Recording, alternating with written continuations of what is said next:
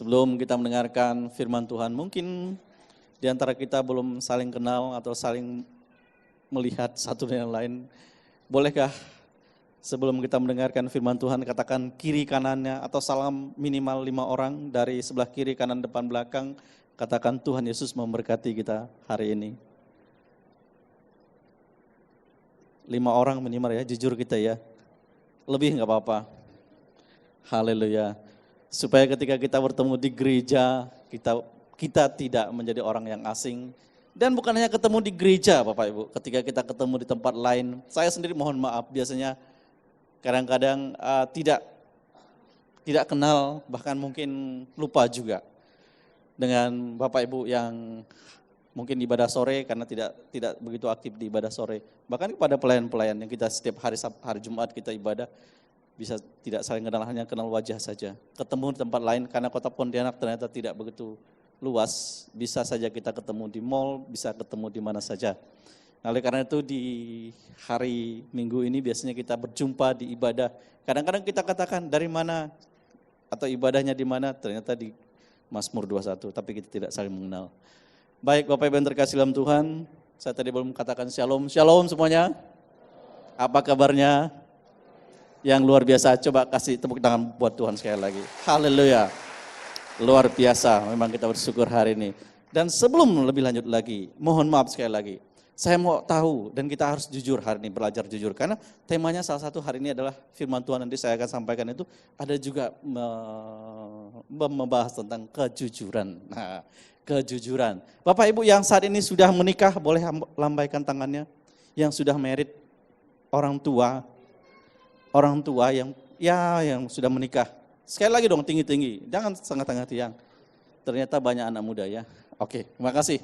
Pasti ada bapak dan ibu ya, pasti ada yang sudah punya anak. Ya, sekarang saya mau tanya satu lagi. Tentunya buat kita kalau yang sudah married punya anak ya kan, ada yang sudah punya anak, tentu ada juga yang belum punya. Ya. Dan kita bersyukur ketika kita boleh diberikan kasih karunia. Yang hari ini, nah sekali lagi boleh lambaikan tangan. Yang datang dengan suami atau istrinya, boleh lambaikan tangan? Suami istri datang loh, suami istri. Oh ya, mantap, luar biasa. Itu baru dia luar biasa. Jadi saya berkhotbah di antara bapak-bapak keluarga. Karena saya tadi waktu saya menyaksikan informasi gereja, ada tayangan tentang keluarga, betul ya?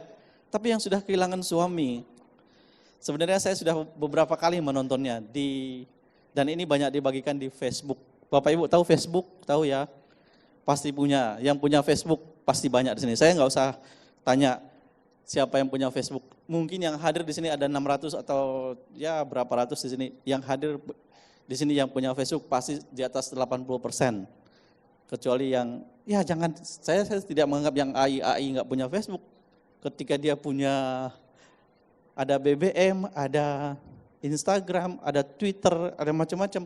Bahkan katanya di dunia ini yang punya Facebook, seorang nenek-nenek yang usianya 100 tahun lebih juga punya. Ya kan? Dia punya email, punya apa segala, itu luar biasa. Yang zaman dia masa muda nggak pernah kebayang alat-alat seperti itu.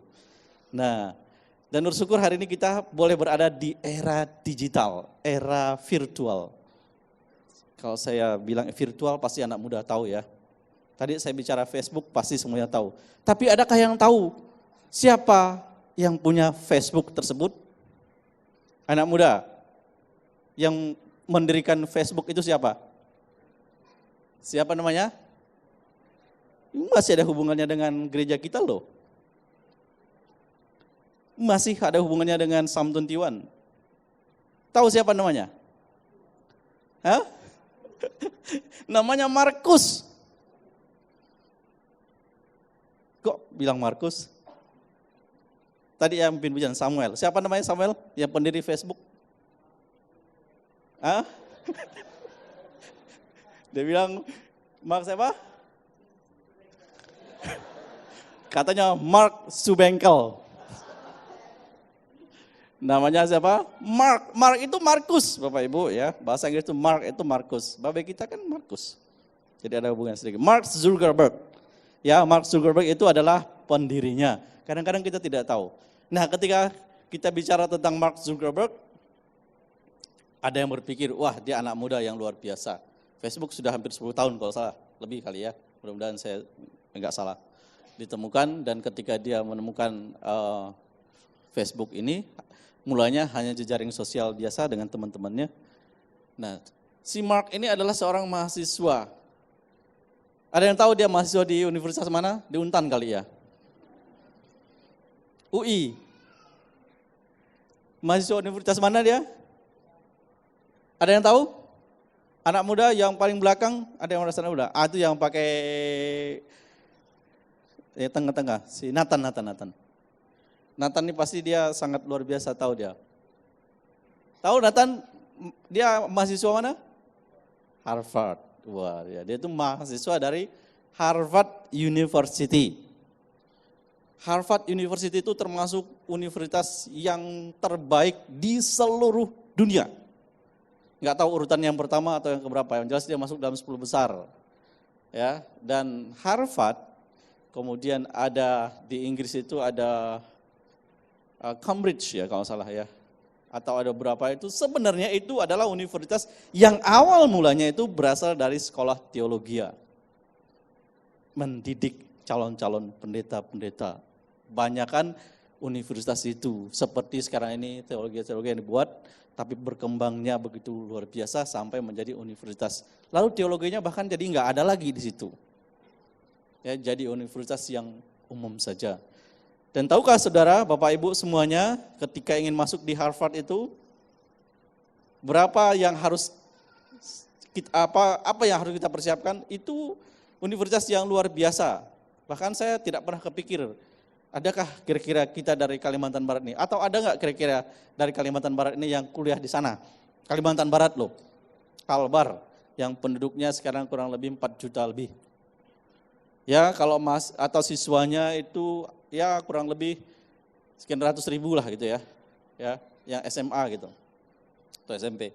Adakah di antara kita yang punya impian cita-cita ingin kuliah di sana? Kenapa saya tertarik dengan satu ini? Karena di sana ada 2 orang yang cukup menginspirasi. Nanti akan saya sampaikan juga di khotbah saya. Tapi temanya tentu bukan tentang Facebook atau tentang si Mark atau tentang siapa.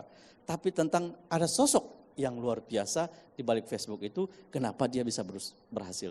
Kita akan buka dulu dalam Alkitab kita. Nah, kita akan buka dalam Alkitab kita ya, bukan Alkitab virtual. Karena di sini banyak anak muda, banyak pasangan bapak dan ibu, orang tua. Saya ingin tanya, jujur jawab, siapa yang hari ini membawa Alkitab manual seperti yang saya punya nih? Yang ada boleh angkat tangan? Si Ambar, si siapa lagi nih? Di depan ada 2, di belakang ada yang bawa? Luar biasa, hanya ada 2 orang ternyata. Bapak Ibu yang terkasih dalam Tuhan, saya ingin kasih tahu sama Bapak Ibu. Tentu Anda tidak asing lagi dengar nama Ahok, bukan? Tahu Ahok? Ada yang jadi teman Ahok di sini? Kami berusaha menjadi teman Ahok, tapi bukan warga Jakarta. Nanti kalau dia punya kita lagi pesan katanya. Ini ada salah satu penetua kita juga hobi ngefans banget sama si Ahok. Kita lagi pesan dia punya baju supaya nanti jangan kaget juga gitu loh. Kita dukunglah dia. Ahok itu banyak menginspirasi juga dalam kehidupan saya. Karena kebetulan saya ada di Facebook, setiap hari itu berita tentang Ahok itu muncul terus di Facebook. Ya, salah satunya adalah prinsip kehidupannya. Jadi keimanan itu oke banget. Jadi ceritakan, di-sharekan, dan ini bisa dipercaya dari majalah Oikos atau majalah itu diceritakan kehidupannya. Setiap hari dulu katanya, sebelum dia jadi gubernur itu pagi-pagi jam 4 atau jam 4:30 dia sudah bangun, dia baca Alkitab. Tahukah Bapak Ibu semuanya yang terkasih dalam Tuhan, berapa kali dia sudah membaca Alkitab? Pasti saya percaya sudah banyak yang tahu. Yang enggak tahu jangan dikasih tahu, supaya dia bisa cari tahu. Cari tahunya di mana? Cari tahunya di Facebook. Atau di mana? Nah, ternyata saya harus kasih tahu sekarang. Dia sudah membaca Alkitab lebih daripada 20 kali Bapak Ibu.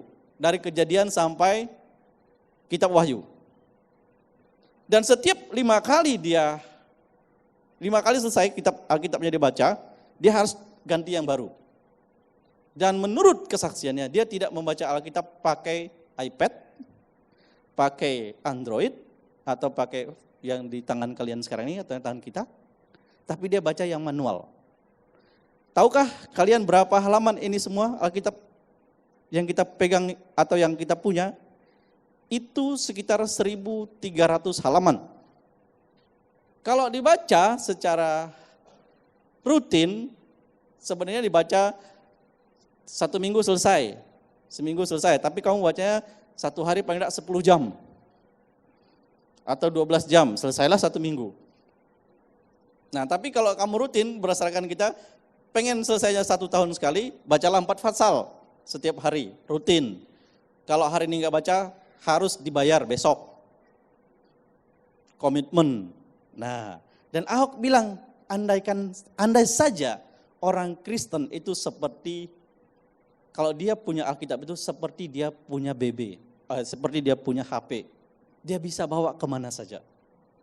Dan dia bisa baca kemana saja.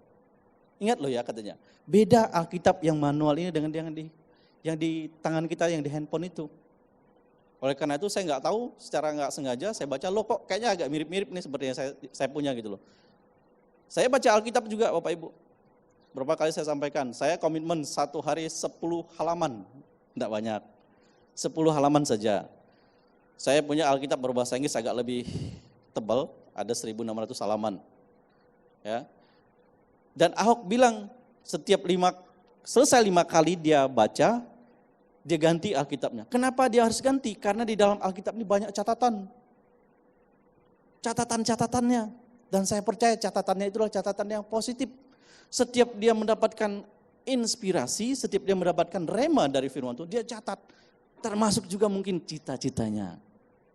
Termasuk juga mungkin keinginannya. Termasuk juga mungkin apa yang akan dia buat ke depannya. Ketika dia usia sekian tahun, ketika dia berusia sekian tahun, keinginan karir politiknya, karena dia kebetulan dia berada di dunia politik. Saya percaya, memang saya belum sempat melihat Alkitabnya yang dah berapa itu yang tidak dipakai dia lagi itu.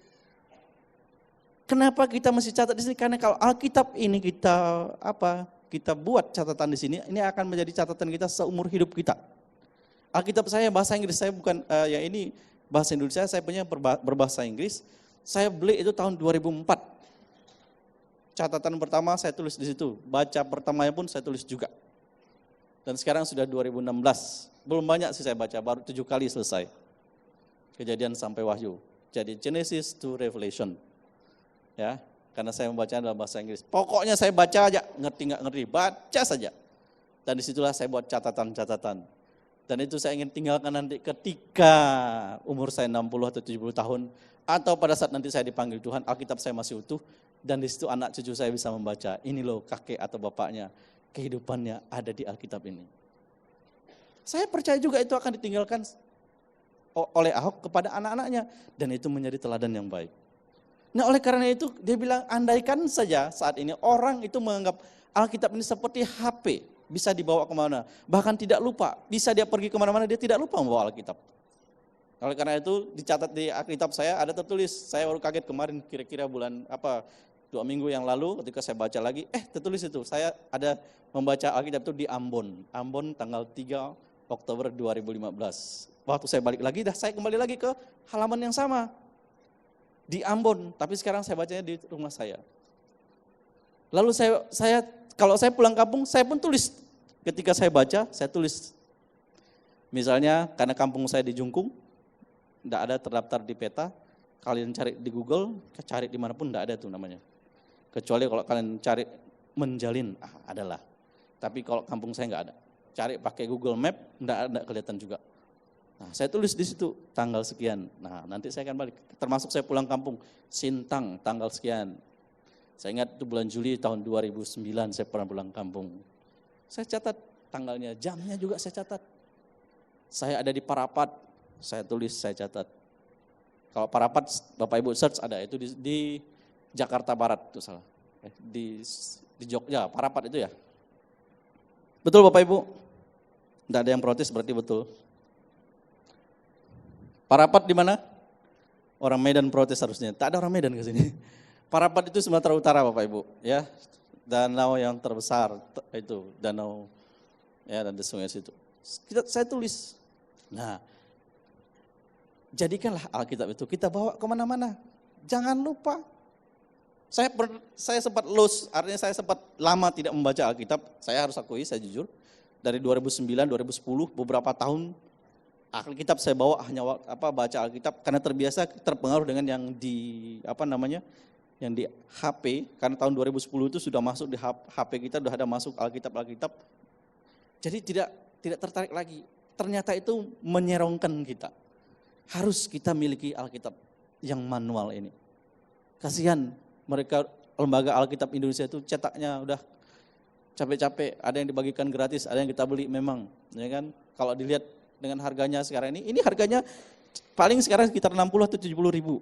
Tapi kalau buku biasa, kalau Bapak Ibu mengikuti Facebook saya, ada yang ikut Facebook saya nggak kenal loh. Banyak pelayan juga sekalian. Kemarin waktu saya ke Jakarta, mau ke Bogor, turun dari bandara, saya biasanya terbiasa kalau bepergian itu pakai simpel saja, bawa tas satu, bawa barang enggak banyak-banyak, 3 hari perjalanan, paling-paling berapa pakaian. Ketika saya langsung turun, saya coba mau cari taksi. Nah, waktu saya keluar dari Bandara Soekarno-Hatta, saya biasa Bandara Soekarno-Hatta itu saya ganti. Jangan Bapak Ibu ikuti saya. Soekarno-Hatta itu saya ganti jadi Sukar di Hati. Sukar di Hati. Bukan sukar di hatinya ya. Soekarno kan sama-sama sukar. No-nya saya ganti Sukardi. Hatta jadi hati. Waktu saya keluar, tiba-tiba saya samperin, Pak Filemon. Saya kan biasanya dipanggil Pak Sukardi, kalau Pak Filemon itu agak lama gitu kan.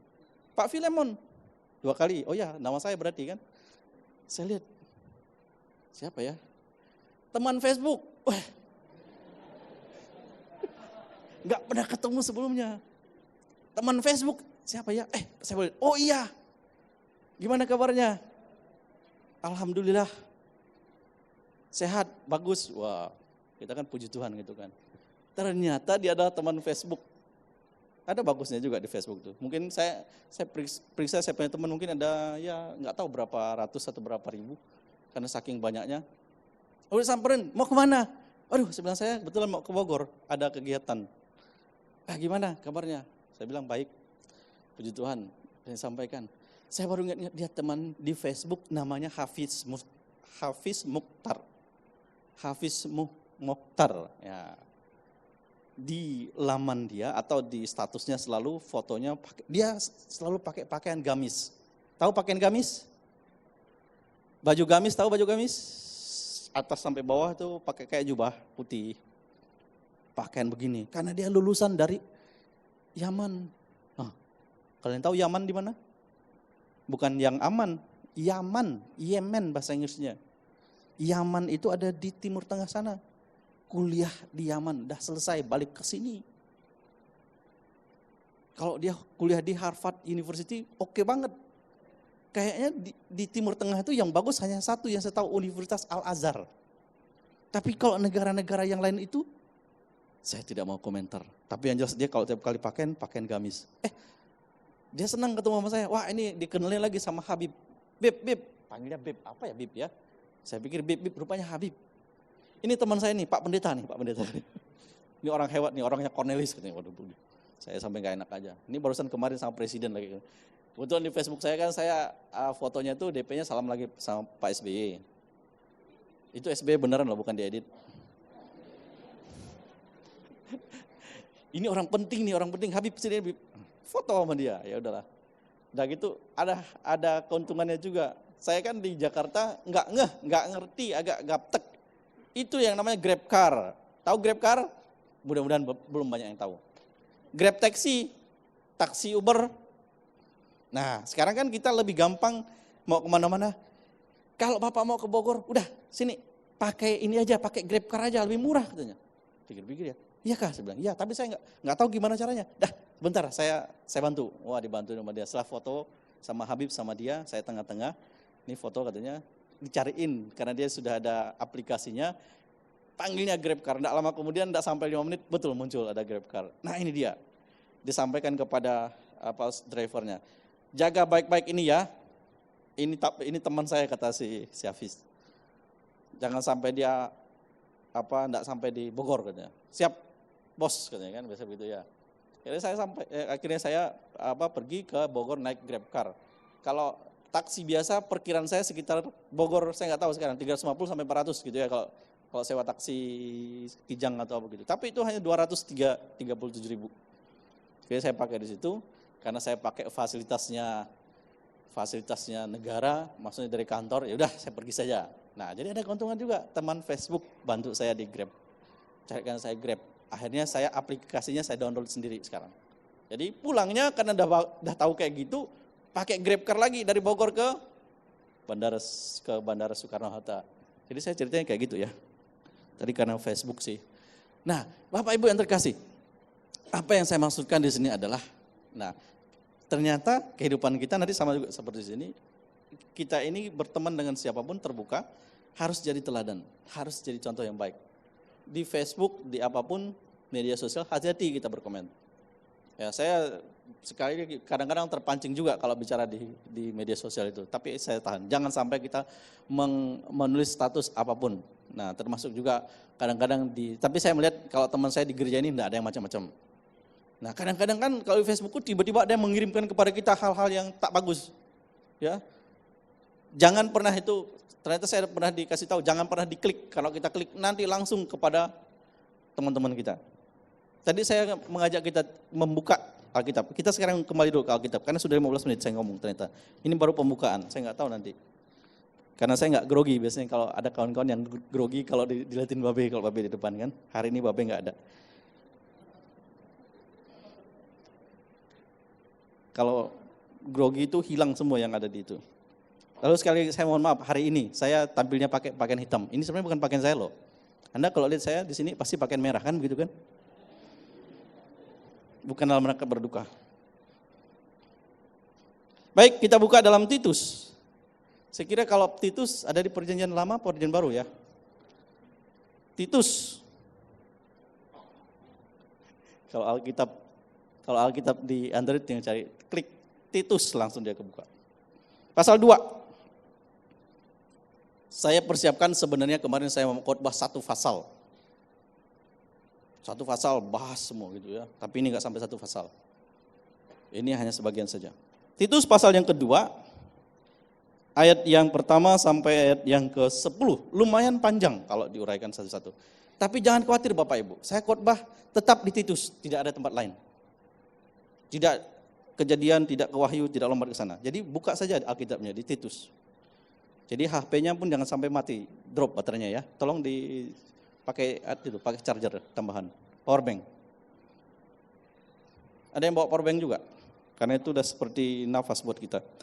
Titus pasal yang kedua, ayat 1 sampai yang ke-10. Meskipun Anda pakai Android atau apapun, saya menghargai kalian baca Alkitabnya. Oleh karena itu hari ini mungkin sepanjang 1 minggu nggak pernah baca Alkitab, dibunyikan. Hari ini saya ngajak kita bacanya, dibunyikan. Biar telinga kita dengar. Setuju? Karena Alkitab katakan iman timbul dari pendengaran. Pendengaran akan apa? Firman Kristus, firman Tuhan. Terdapat dalam kitab, tidak ada yang tahu. Belajar SMK dulu. Roma ya 10 ayat 17. Yang setuju sama saya kita baca sama-sama 1, 2, 3 ayat 1. Tetapi engkau beritakanlah apa yang sesuai dengan ajaran yang sehat. Katakan sehat. Nah ini dulu harus tahu Bapak Ibu, ajaran yang sehat. Banyak sekarang ajaran yang menurut dia sehat tapi sesungguhnya tak sehat. Saya kemarin agak sedikit berbeda pendapat dengan kawan-kawan. Nggak perlu lagi baca yang pakai manual nih katanya. Kita sekarang pakai yang Android, bisa baca kemana-mana. Saya bisa baca 10 fatsal dalam 1 hari. Saya bilang, kalau baca di Android itu 10 fatsal, kira-kira berapa matanya makin kecil kali itu ya. Itu perlu, kalau 10 fatsal itu paling tidak menyiapkan waktu kurang lebih 1 jam loh baca Alkitab. Betul tidak? Ada yang pernah baca 10 fatsal, bacanya hanya 2 menit? Hebat, luar biasa. Ayat yang kedua, 1, 2, 3. Laki-laki yang tua hendaklah hidup sederhana, terhormat, bijaksana, sehat dalam iman, dalam kasih, dan dalam ketekunan.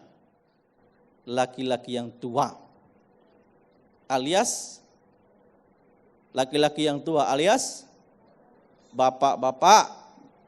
Mana bapak-bapak? Bapak-bapak. Ini Alkitab katakan sama kita. Saya juga termasuk, bukan saudara saja. Ayat yang ketiga, demikian juga, 1, 2, 3, demikian juga hendaklah mereka hidup sebagai orang-orang beribadah. Jangan menjadi hamba anggur, tetapi cakap mengajarkan hal-hal yang baik. Ayat 4, dan dengan demikian mendidik perempuan-perempuan muda mengasihi suami dan anak-anaknya. Ayat 5, hidup bijaksana dan suci, rajin mengatur rumah tangganya, baik hati dan taat kepada suaminya, bukan suami orang ya, agar firman Allah jangan dihujat orang. Demikian juga orang-orang muda, nasihatilah mereka supaya mereka menguasai diri dalam segala hal, dan jadikanlah dirimu sendiri suatu teladan dalam berbuat baik.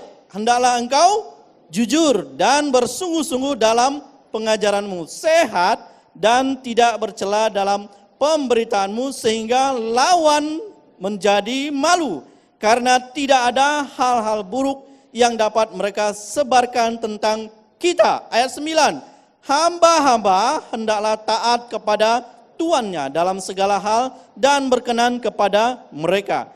Jangan membantah, jangan curang, tetapi hendaklah selalu tulus dan setia, supaya dengan demikian mereka dalam segala hal memuliakan ajaran Allah, Juru Selamat kita. Katakan, lengkap hari ini firman Tuhannya buat bapak-bapak, buat ibu-ibu, buat anak muda, anak mudi khususnya, ibu muda, lalu buat hamba-hamba.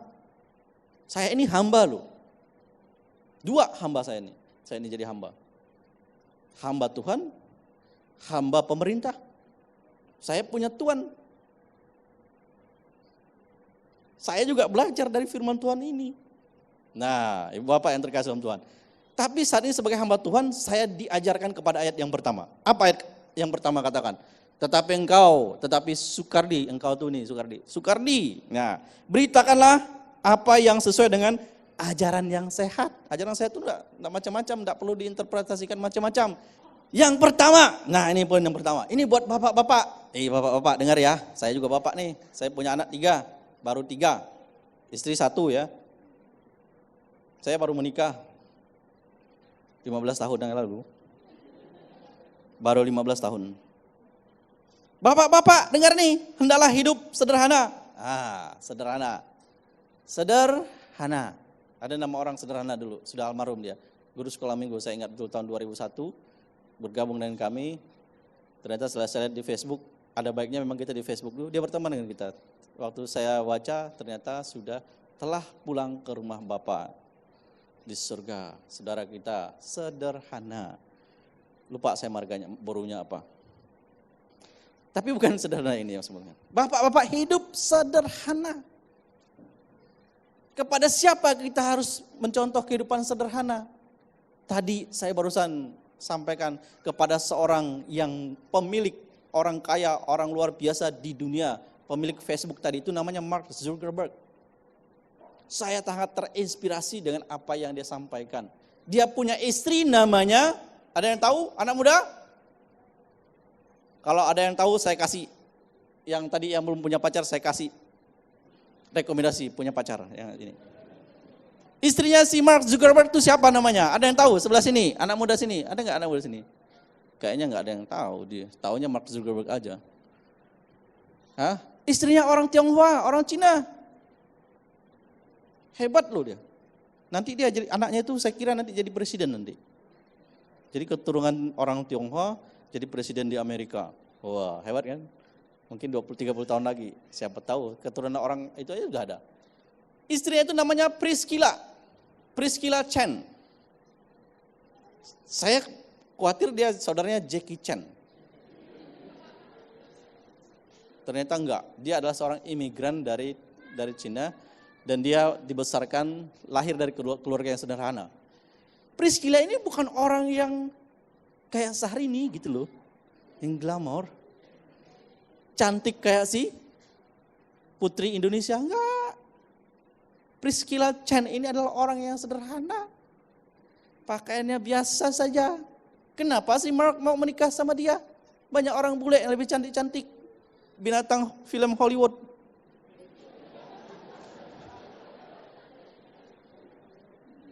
Binatang film Hollywood itu kan ada film-film yang animasi gitu, Pak. Banyak yang cantik-cantik, kok dia tertarik sama si Priscilla Chan? Wajahnya, jangan-jangan di sini penari tamborin tadi lebih cantik-cantik daripada itu. Dari segi itunya, ya face-nya. Biasa saja. Dan dia tidak pernah pakai make up yang menor-menor. Jangan-jangan dia hanya pakai bedak mereknya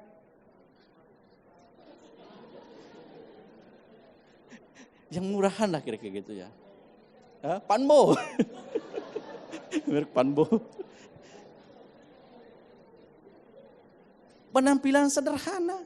Kenapa sih Mark mau menikah sama dia? Tapi Bapak Ibu tahu dia adalah mahasiswa dari Harvard University. Ambil kedokteran. Kenapa saya memilih si Priscilla Chan? Si Mark sendiri mengakui istrinya itu bukan orang yang cantik. Tapi saya tahu penampilannya sederhana, hatinya yang cantik katanya. Penampilan luar itu kadang-kadang menipu. Bayangkan kalau kalian ke Korea, di Facebook juga loh ini, banyak yang gara-gara suaminya menuntut cerai sama istrinya. Kok anak saya jadi beda banget sama istri saya ya? Ternyata istrinya itu sebelum ketemu sama dia sudah operasi plastik. Hidungnya tadi yang mancung jadikan pesek. Sebalik ya. Nah, itu menipu Bapak Ibu.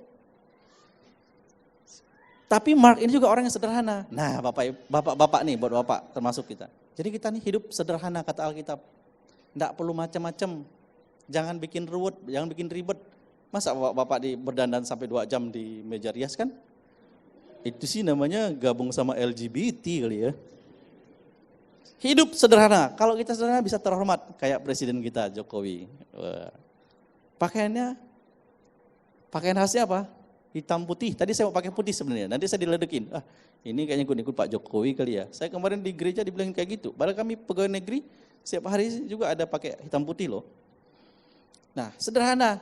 Kemudian terhormat. Kalau hidup kita terhormat, artinya kita tidak dicaci maki sama anak-anak kita. Sekarang ini kurang ajar nih, media sosial apa segala. Coba lihat kita dengar macam-macam. Dia marah sama orang tuanya, bisa ditulisnya di media sosial. Ada orang yang caci maki orang tertentu, suku tertentu, gara-gara sini. Kemarin sempat heboh kan, hampir mau digorok sama orang Dayak tuh. Karena dibilang orang pedalaman, macam-macam ditulisnya di media sosial. Ya. Anak-anak bisa menghormati orang tuanya. Orang lain menghormati orang tua, menghormati kita. Memang kita enggak minta dihormati terus, tapi kadang-kadang nih anak muda juga kita kadang-kadang kurang menghormati yang lain. Lalu hidup bijaksana, bukan yang bijak sini.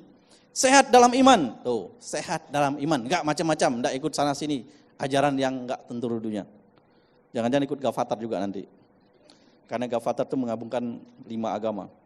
Sehat dalam iman, dalam kasih dan dalam ketekunan. Orang tua itu harus tekun juga, harus jadi teladan. Saya ini jadi orang tua, anak saya 2 itu masih memang anak saya yang kecil itu TK itu masih bergabung sama kami tidur satu kamar. Ya, termasuk yang SD. Sebenarnya sudah nggak boleh, tapi saya punya misi, bukan punya visi. Kenapa? Karena pada saat dia kelas 1 SD, saya suruh dia baca Alkitab. Anak saya tuh mulai baca Alkitabnya yang SD itu dari Efesus pasal yang ke-6. Ayat yang kedua dan seterusnya. Sekarang dia sudah masuk ke 2 raja-raja. Ya. Karena kalau dia tidur sendiri di kamar, dia langsung tidur. Tapi kalau sama saya, waktu sebelum tidur, saya bilang baca dulu Alkitab. Dia tanya pura-pura lagi, berapa fatsal Pak? 5 halaman saya bilang. 5 halaman bisa 2, bisa 3 fatsal, bisa 4. Nanti dia udah matanya ngantuk sekali, akhirnya saya kasih pengampunan yang benar. Udahlah sampai 4 halaman aja atau 3 halaman, ya kan? Kalau saya nggak ada di kamar itu, dia langsung langsung tertidur. Ya, saya bilang pokoknya baca Alkitab dulu. Saya bilang kalau nanti selesai baca Alkitab, karena anaknya si Ahok itu juga diceritakan, ya nih kembali si Ahok lagi, luar biasa memang. Anak Ahok itu sebelum SMP katanya udah selesai membaca Alkitab, yang perempuan, nggak tahu yang perempuan dan yang laki-laki. Anak perempuannya kalau nggak salah. Diajarin baca Alkitab. Anak-anak kita ada yang kita ajarin begitu Bapak Ibu. Kita biarkan aja dia main game kan. Apalagi yang SMP, apalagi yang SMA. Anak saya juga SMP saya nggak menuntut dia lagi baca Alkitab. Tapi waktu dia masih tidur sama-sama kami, tiap hari kami tumpangi tangan, saya tumpangi tangan, istri saya tumpangi tangan. Kadang-kadang tumpang tak kaki, enggak nyampe juga. Nah, sampai dia SD, tapi saya lupa waktu itu, saya enggak ngajarin dia suruh baca Alkitab dari SD itu. Saya udah belikan Alkitab, enggak tahu Alkitab entah kemana-mana. Ya, kalau kita sendiri orang tua enggak kasih teladan. Anak saya itu sering protes yang kedua. Papa ini baca SBY aja. Aku baca SBY, Bapak Ibu tahu baca SBY? Kalau yang ikuti Facebook saya tahu. Saya dikasih buku, selalu ada pilihan itu dari karangan SBY. SBY presiden kita dulu yang pernah saya salamin tadi itu. Halaman 800 halaman. Dia punya buku tebal. Dikasih sama anggota dewan. Kebetulan saya sebagai narasumber, dia juga dari DPR RI, acara di hotel Kapuas Dharma waktu itu. Karena saya dari PGI, mendampingi dia. Ya sama lah satu level gitu sama anggota dewan kan. Saya pikir lumayan juga gitu kan. Makanya saya coba posting di Facebook. Tapi nggak ada yang komentar. Hanya kasih jempol ya 4-5 orang. Gak apa-apalah saya bilang. Saya dikasih buku SBY. Saya dikasih dong. Itu harganya mungkin 200-an ribu, lumayan. Jadi saya baca. Anak saya protes, Bapak ini baca SBY, kapan baca Alkitab? Saya bilang, ini kadang-kadang anak saya itu saking seringnya protes, saya bilang, kamu baca aja, nanti kamu tidur saya yang baca. Memang kami gantian begitu. Saya selalu baca, kami kadang-kadang berlomba-lomba, istri saya baca Alkitab, saya baca, anak saya juga. Anak saya yang paling bungsu itu yang TK itu, dihafal Efesus pasal 6 ayat 1 sampai berapa? 22. Ada anak Bapak Ibu yang hafal Efesus 6 ayat 1 sampai 22. Kok bisa ya hafal? Bisa lah, kami 3-4 bulan ngajarin dia, itu dibaca terus. Sampai kami pun hampir hafal juga gitu kan. Dia bacanya hanya Efesus 1. Hai anak-anak, taatilah orang tuamu di dalam Tuhan. Nah, sampai dia akhirnya kenakanlah seluruh perlengkapan senjata Allah kan segitu kan. Nah, saya ajarin terus begitu. Kita orang tua harus jadi teladan. Dan saya yang mendidik dia. Tua ini karena saya tahu generasi ke depan itu akan menjadi generasi yang bermasalah kalau kita tidak mempersiapkan dari sekarang. Bayangkan saja kita dulu zaman saya masih muda, sekarang juga masih muda. Remaja maksud saya, kalau kita makan di meja makan pasti kita ngobrol kan. Tapi sekarang kalau makan di restoran Bapak Ibu semuanya sibuk ya kan, pakai iPad-nya masing-masing atau pakai Android masing-masing. Saya kelamaan di situ. Baik, sekarang yang kedua, ini buat ibu-ibu. Tadi buat bapak-bapak itu tidak ada pernyataan negatif dari Alkitab, hebat nih. Dia bilang, hendaklah, nah ini hanya anjuran saja, hendaklah hidup sederhana katanya kepada orang tua, kepada bapak-bapak, terhormat, bijaksana, sehat dalam iman, dalam kasih dan dalam ketekunan. Harus tekun juga, ibadah pun harus tekun, biar jadi contoh bagi anak-anak. Nanti anak-anak kita gimana? Bapak aja baca Alkitab nggak ada katanya, ibadah aja jarang-jarang, setahun sekali aja. Mau ngajarin anak, itu. Nah sekarang ibu-ibu, demikian juga perempuan-perempuan yang tua alias ibu-ibu, nggak tahu setua apa ini ya. Hendaklah mereka hidup sebagai orang-orang yang beribadah. Karena orang muslim katanya kerja itu pun adalah ibadah. Nyuci piring juga ibadah katanya. Kata teman saya juga begitu. Kalau kita apapun kita lakukan beribadah, hari Minggu enggak usah ke ibadah lagi katanya. Itu sesat saya bilang. Masa hari Minggu enggak boleh? Jadi hari Minggu itu apa? Ibadah raya kita ya. Nah ini ada kata negatif nih. Sebenarnya jangan itu artinya kata negatif. Jangan mau fitnah. Nah ibu-ibu nih. Ibu-ibu ada yang suka fitnah? Lalu apalagi jangan menjadi hamba anggur. Hamba anggur itu tahu enggak? Peminum, Mbah. Suka mabuk. Enggak lah di sini ya, enggak ada yang ngaku. Enggak. Tetapi apalagi jangan menjadi hamba anggur, tetapi cakap mengajarkan hal-hal yang baik. Tuh, ajarkan hal-hal yang baik. Kalau tadi dibilang suka fitnah, nanti anak perempuannya juga ngikut. Anak saya itu masih kecil, dia mamanya berdandan sampai 2-3 jam, dia mau juga ikut. Tapi untung istri saya nggak pernah dandannya sampai 2 jam, paling-paling dia setengah jam. Kadang-kadang dandannya langsung dilanjutkan di mobil. Ya nggak apa-apa, bagus juga. Karena tadi sederhana.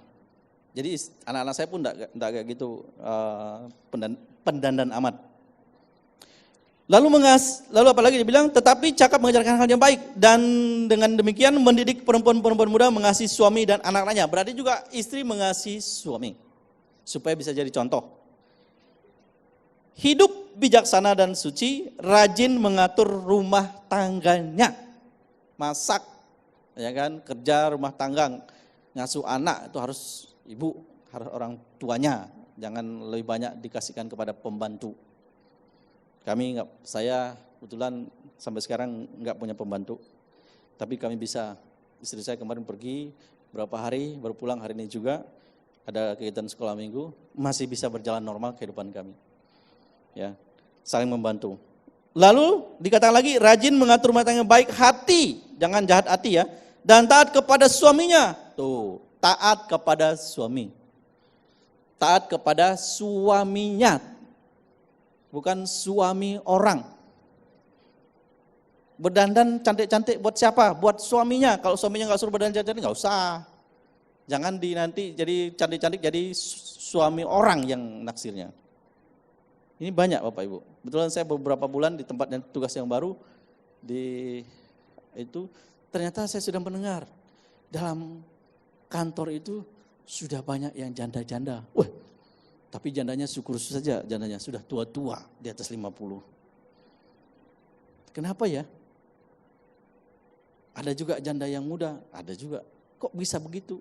Nah, ini karena pengaruh yang negatif. Baru masuk saya sekitar 2 bulan di tempat kerja yang baru, maksudnya di lingkungan saya di dinas pendidikan.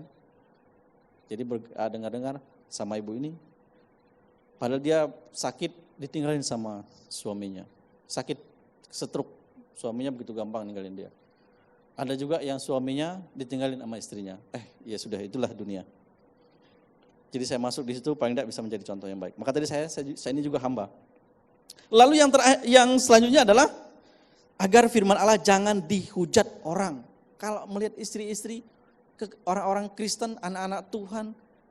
Hari ini saya mendengar atau menonton televisi. Ada yang nonton hari ini pagi ini loh, pagi tadi kejadiannya, sekitar jam 5 pagi seorang bapak mau ibadah, katanya tanya jam ibadah jam berapa di mall, dia lompat dari lantai 6, kira-kira dia salto ya, ternyata waktu dia mendarat salah, kepalanya duluan, hancur semua jadi mati. Mau ibadah loh kata satpamnya, dia wawancara tadi, di mall itu ada tempat ibadah. Dan saya ingat juga dulu beberapa waktu yang lalu ada seorang perempuan selesai ibadah dari mall, lompat juga. Masalah apa? Pasti dengan rumah tangga nih bapak ini. Ya kan? Mau ibadah loh. Makanya saya pernah khotbahkan, kalau kita mau menuju rumah ibadah itu, jagalah langkah kita. Saya pernah sampaikan ya waktu itu ya. Nah, jangan supaya ada masalah. Ya. Jadi istri, ibu-ibu, jadilah teladan, jadi contoh buat anak-anaknya. Ya kan? Tadi tayangan tentang keluarga itu luar biasa. Kalau sudah berkeluarga itu 20 tahun, 30 tahun, maka akan ketahuan. Jadi saya tahu persis juga istri saya kalau dia mau tidur itu ada ciri khas dia.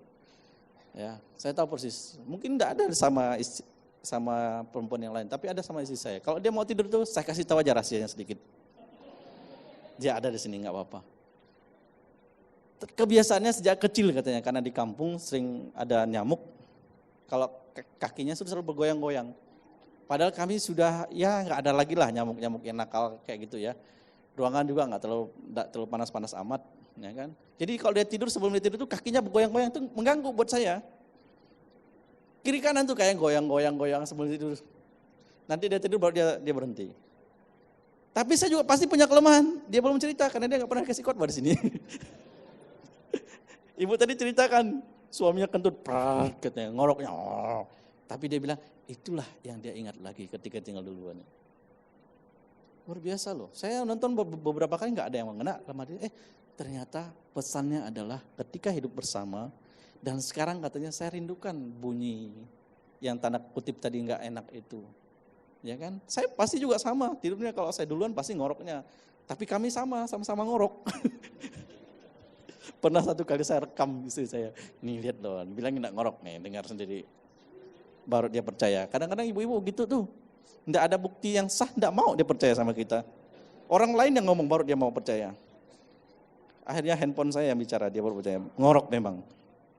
Siapa yang duluan? Sama ya bapak-bapak gitu ya. Apalagi yang badannya mulai agak sehat gitu. Tambah.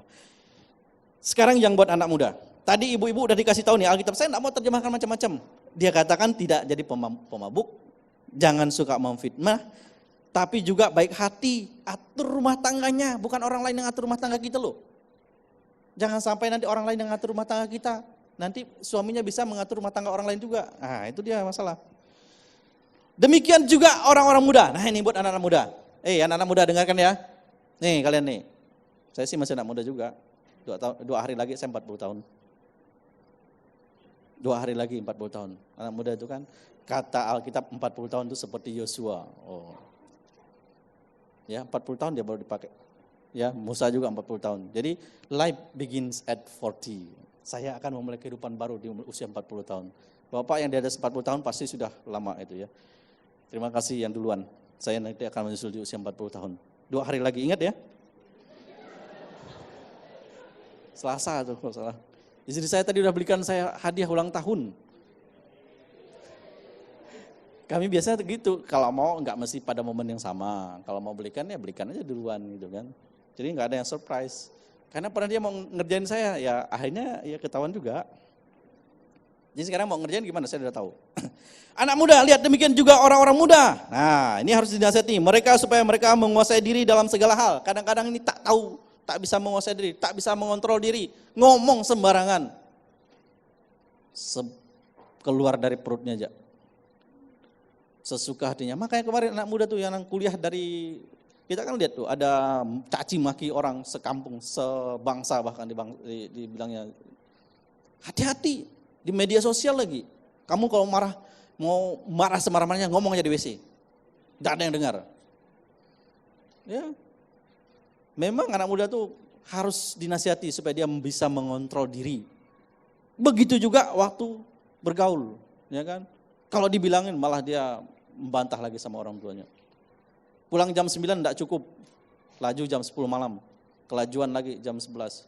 Kelajuan lagi jam 1, jam 2. Emang kalau saya pulang situ, kenapa katanya gitu kan? Ngelawan sama orang tua. Ya, hendaklah engkau jujur. Nah, ini juga nih. Tanya sama orang tua, dari mana nak? Kerja PR. Kerja kelompok. Kelompok apa? Enggak tahu. Masa kerja kelompok begitu? Ya, tidak jujur, suka cari alasan, banyak alasan. Pandai bikin alasan.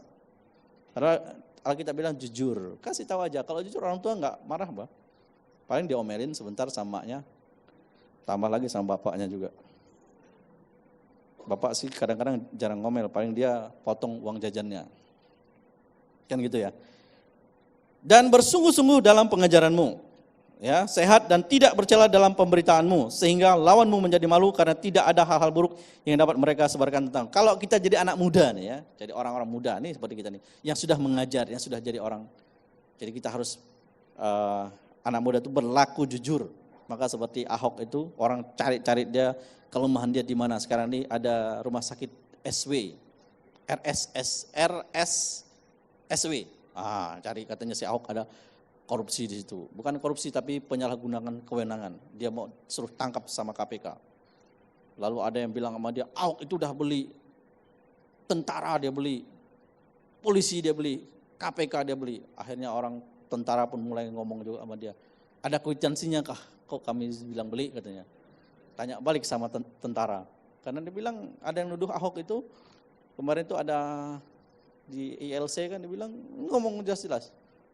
Akhirnya tadi bilang berapa tuh kwitansi, ada nggak kwitansi? Bu, kasihkan dong sama kami biar kita tahu berapa kami dibeli, kan begitu kan?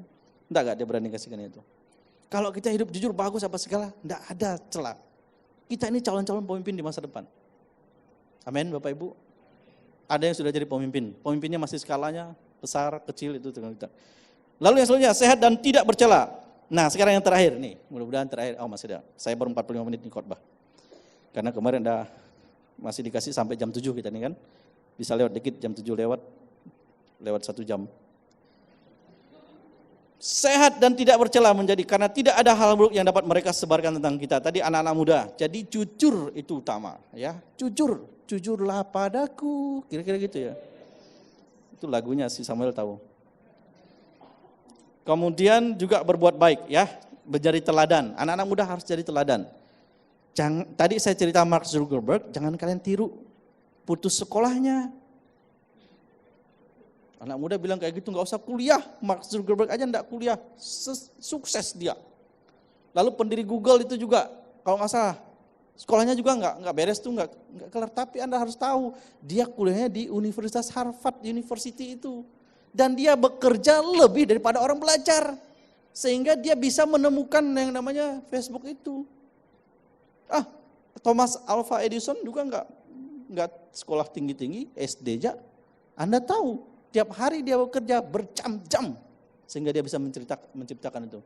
Kalau mau Anda ikuti dia boleh, nggak usah sekolah tapi kerja. Kalau orang lain bekerja 1 hari 8 jam, kamu kerja 20 jam, boleh. Pasti kamu jadi orang sukses.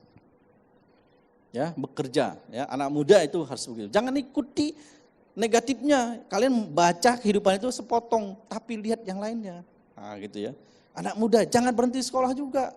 Jangan berhenti. Masih ada kesempatan kuliah. Sekolah itu tidak pernah berhenti belajar. Ya. Karena saya pesankan, saya bahkan baru teringat, baru bermimpi lagi. Kalau anak saya nggak bisa di Harvard University, mungkin cucu saya nanti. Mudah-mudahan dia bisa kuliah di sana. Bapak Ibu enggak ada yang mau ya, puji Tuhan lah. Karena itu kuliah sekolah paling terbaik Bapak Ibu sampai sekarang ya. Dia enggak tamat aja pencipta Facebook ya kan. Enggak tamat kuliah di Harvard. Ya kan, apalagi si Priscilla Cheng tadi dokter lulusan Harvard University. Wah, luar biasa dah pasti. Ya, yang terakhir ini tentang hamba-hamba. Ini hamba-hamba maksudnya apa ya? Kita baca sama hamba-hamba hendaklah taat kepada tuannya dalam segala hal dan berkenan kepada mereka, jangan membantah. Ini maksudnya hamba-hamba apa sih Bapak Ibu? Siapa di sini yang kerja? Angkat tangan. Yang bekerja sebagai karyawan, karyawati, pegawai. Oh enggak ada yang kerja. Aduh 3-4 orang aja. Bos semuanya berarti luar biasa, mantap juga. Maksudnya adalah hamba-hamba itu ini, kita ini karyawan, pegawai. Memang ada juga yang kita punya pembantu. Ya itulah pasti ada pembantu lah. Kalau kita jadi hamba, hendaklah taat kepada Tuhan. Kepada siapa? Berarti kepada pimpinan kita. Sebagai karyawan taat kepada bos. Meskipun tanda kutip mungkin dia berlaku tidak baik sama kita. Tapi ingatlah, kalau dia berlaku tidak baik sama kita, kalau kita tetap berlaku baik sama dia, pastilah perbuatan baik itu akan kembali kepada kita. Kita sebagai karyawan, bekerja di perusahaan, maka perusahaan itu adalah Tuhan kita. Alkitab katakan apa? Kalau kita jadi hamba, taat kepada Tuhan. Apa yang sudah digariskan sama perusahaan itu, ikuti. Jangan kita malah jadi provokator, suka demo, minta gaji naik, minta gaji naik. Kita juga enggak, prestasinya enggak naik. Harus seimbang. Kalau prestasi kita naik, gaji otomatis ngikuti. Jadi begini Bapak Ibu, kalau kita ditempatkan di satu tempat, bekerjalah untuk pekerjaan itu sampai pekerjaan itu bekerja untuk kita. Bapak Ibu bekerja di bidang apa saat ini? Usaha sendiri. Kalau Anda bekerja di perusahaan, bekerjalah sungguh-sungguh sampai perusahaan itu nanti bekerja buat kita. Tahu enggak maksudnya? Kalau kita ini sudah prestasi baik, kita ada berada di posisi puncak, maka perusahaan yang akan mengejar kita. Bro kita ini luar biasa, Prapto. Dia bukan hanya bekerja di satu tempat, ada beberapa tempat jadi pimpinan. Fokus. Jangan kerja ini mau, jadi kita nggak fokus. Bekerjalah untuk pekerjaan itu sampai pekerjaan itu bekerja buat kita. Istilahnya kata orang sekarang jadi passive income. Itu istilah MLM. Saya sebenarnya bukan anti MLM, tapi ya agak-agak nggak terlalu senang gitulah. Saya punya saudara, saya boleh cerita di sini. Lama, saudara agak jauh, nggak pernah ketemu. Tiba-tiba satu hari nggak tahu dapat nomor HP saya dari mana, karena kami ada saudara-saudara, teleponlah dia. Begitu luar biasa menghubungi, sering sekali, padahal lama enggak ketemu. Rupanya ujung-ujungnya nawarin masuk asuransi. Ini saya paling nggak suka, saya bilang. Kalau mau itu ya dari awal-awal, jangan karena ada maunya datang rajin ke rumah, malam-malam pun datang, bawa istri, bawa anak apa segala, jadi so akrab gitu loh. Setelah kami nggak menerima, nggak pernah datang lagi. Sama juga dengan sini orang gereja ini, sampai malam-malam, sampai nanti dia masuk ke salah satunya itu. Jangan seperti itu kalau kita mau bertemu teman. Ada banyak cara yang lain. Ya. Jadi kalau kita bekerja fokus, Anda kalau di asuransi silahkan, bagus. Anda mau di MLM, tapi MLM yang bukan money game ya, harus hati-hati. Ya, harus berhati-hati, jeli membaca peluang. Jangan sampai nanti kita menyesatkan banyak orang. Kalau Anda bekerja di usaha, fokus saja sampai pekerjaan itu bekerja buat saudara. Tapi harus bayar harga, tidak ada yang instan Bapak Ibu. Ya, bekerja itu dari ketekunan kita, kerjaan kita, taat kepada Tuhan kita. Mudah-mudahan Anda belum ngantuk ya.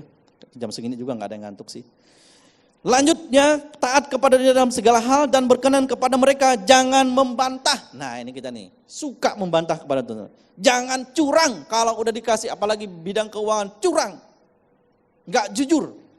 Supaya dengan demikian mereka dalam segala hal memuliakan ajaran Allah, Juru Selamat kita. Banyak orang Kristen sekarang juga, anak Tuhan rajin ke gereja tapi ujung-ujungnya berperkara dengan polisi.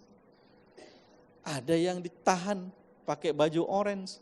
Mending kalau itu klub sepak bola saya, yang saya ada seragam orange tapi bukan tulisannya pelaku. Pas kebetulan grup Mazmur 21 ada Mazmur 21 FC, kami setiap hari Sabtu bermain bola, ada seragam kami orange. Nah, bukan baju orange yang dipakaikan oleh KPK dan polisi, bukan. Nah, jangan jadi anak Tuhan karena tidak jujur apa segala. Saya juga sedang menasihati diri saya sendiri. Saya ini berada di tempat yang sama. Tadi saya katakan saya ini juga hamba, bekerja di instansi pemerintah. Ada kepala saya harus, integritas saya harus tahu. Saya harus taat, saya harus ikut apa yang disampaikan. Karena Alkitab tadi mengatakan bahwa jangan curang tetapi hendaklah selalu tulus dan setia. Supaya dengan demikian mereka dalam segala hal memuliakan ajaran Allah, Juru Selamat kita.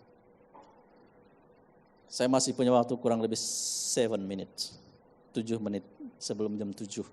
Karena jam 7 harus ditutup kata Brother Suprapto. Jadi saya tadi janji Alkitab tidak bolak-balik hanya satu perikop saja. Tapi ini saya tidak terjemahkan macam-macam Bapak Ibu. Bisa direnungkan lagi di rumah.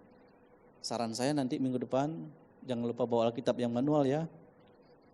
Meskipun di HP itu sudah ada, jangan-jangan juga yang di HP juga nggak ada Alkitabnya, yang manual juga nggak bawa. Anda harus bertobat hari ini supaya baca Alkitab dibunyikan di rumah. Ya, ini Alkitab ajaran yang sehat ada di sini ini yang menuntun kehidupan kita. Dan sekali lagi, kalau kita saat ini ada oleh karena Tuhan yang mengangkat kita. Amin. Buat anak-anak muda, fokuslah dalam segala sesuatu. Kalau kita orang tua yang saat ini belum fokus dalam pekerjaan, kalau engkau memang di dunia properti, kalau engkau memang di dunia bisnis, memang di dunia apapun, bekerjalah buat pekerjaan itu sampai pekerjaan itu bekerja buat kita. Saya di organisasi, saya sudah merasakannya juga, maka saya bilang, kalau saya kesaksian berkali-kali saya sampaikan, saya aktif di organisasi. Kalau diajak bisnis itu agak berat saya, mungkin domainnya bukan di situ kali. Mungkin, tapi nggak tahu juga kapan waktunya. Ya, sampai saya bisa melihat sendiri hasil yang saya dapatkan. Bukan karena saya tiba-tiba loh, nggak ada. Ya, memang kita bekerja itu sungguh-sungguh. Jadi terakhir Bapak Ibu, kita harus tahu, Babe selalu katakan begini, setiap orang itu ada waktunya. Dan setiap waktu tuh ada orangnya. Saya kembali lagi ke Jakarta itu, kepada Ahok. Ini waktunya buat Ahok. Tapi memang Tuhan sudah mengatur. Dimulai dari kita persiapkan diri kita. Persiapkan diri kita. Bapak-bapak jadilah teladan. Ibu-ibu juga seperti itu. Tadi Alkitab sudah mengajarkan kita. Pemusik boleh naik, boleh maju, boleh mempersiapkan diri. Kepada kita semua, jemaat Tuhan yang terkasih. Jadi sekali lagi, Alkitab enggak perlu dijelaskan, coba dibaca lagi di rumah. Renungkan, ibu-ibu, jangan Alkitab katakan tadi supaya kita tuh pandai mengatur rumah tangga. Ya. Menjadi wanita yang bijak. Contoh bagi anak-anak muda. Sekarang ini susah cari teladan dalam kehidupan. Tapi kita bersyukur, berterima kasih saat ini Tuhan sedang membangkitkan pemimpin-pemimpin yang bisa dicontoh jadi teladan. Ya. Hidup sederhana, kita ada patokannya. Ada presiden kita Pak Jokowi, hidupnya sederhana ya. Kemarin waktu menyaksikan gerhana matahari total, jadi trending topik juga. Dia pakai apa? Pakai sarung dan pakai kacamata harga berapa ribu lah itu ya. Enggak, dia macam-macam. Ya kan? Dan dia pakaiannya juga enggak gitu mahal-mahal amat. Karena kadang-kadang kita bersaing dengan pakaian kita. Kadang-kadang kalau tampil di sini, luar biasa. Tapi mari kita sebagai bapak-bapak hidup yang biasa menjadi teladan, menjadi contoh yang baik. Anak-anak muda kontrol juga. Jadi harus dikatakan orang tua menasihati anak-anak itu supaya menjaga kelakuannya.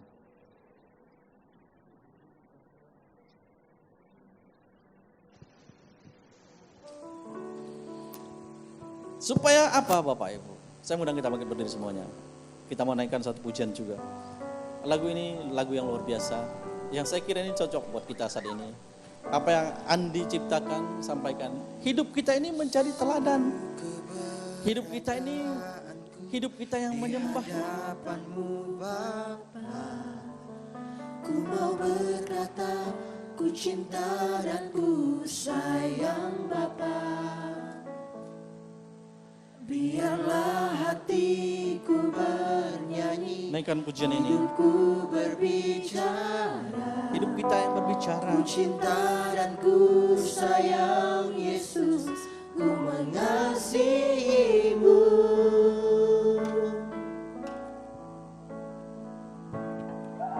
Seluruh keberadaanku di hadapanmu Bapa. Ku mau berkata, ku cinta dan ku sayang Bapa. Biarlah hatiku bernyanyi, hidupku berbicara. Ku cinta dan ku sayang Yesus, ku mengasihimu.